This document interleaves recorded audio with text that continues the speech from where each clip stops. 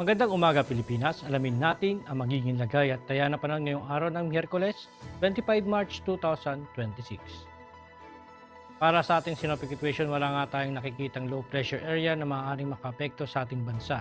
Ngunit patuloy pa rin nakakaapekto itong easterlies o mainit na hangin na nanggagaling sa dagat Pasipiko ang siyang nakakaapekto sa buong bansa.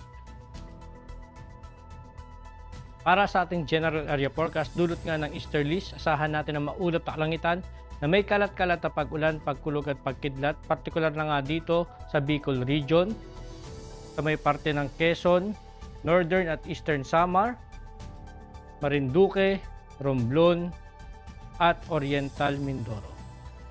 Sa natitirang bahagi ng Luzon, partikular na sa Metro Manila, titirang bahagi ng Visayas, at sa buong Mindanao ay makakaranas naman ng bahagyang maulap hanggang sa maulap na kalangitan na may pulo-pulong pag-ulan, pagkulog o pagkidlat. Para sa ating plate level wind chart, sa 2,500 to 5,000 feet, asahan naman natin na dominante pa rin ang easterly, ngunit asahan natin ang katamtaman hanggang malakas na hangin, partikular na dito sa may southern Luzon, sa may parte ng Visayas at Mindanao.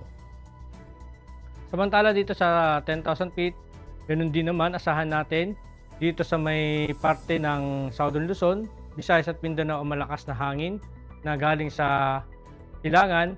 Ngunit dito naman sa may 18,000 feet, asahan natin na ang hangin ay manggagaling dito o variable from northwesterly to easterly.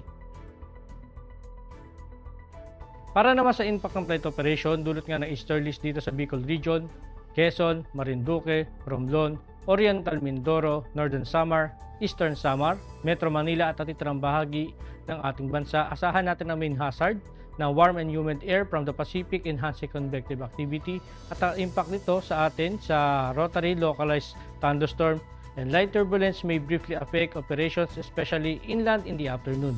Sa fixed wing naman asahan natin ang generally fair with possible isolated Charlie Bravos causing short-term delays or turbulence. Ang araw ay sumikat kaninang 0557 at lulubog mamayang 1808. Meron naman tayong 46% increasing moon illumination. Para maging updated sa lagay at taya ng panahon, ipalo lang ang aming social media accounts ng Air Force Weather Center.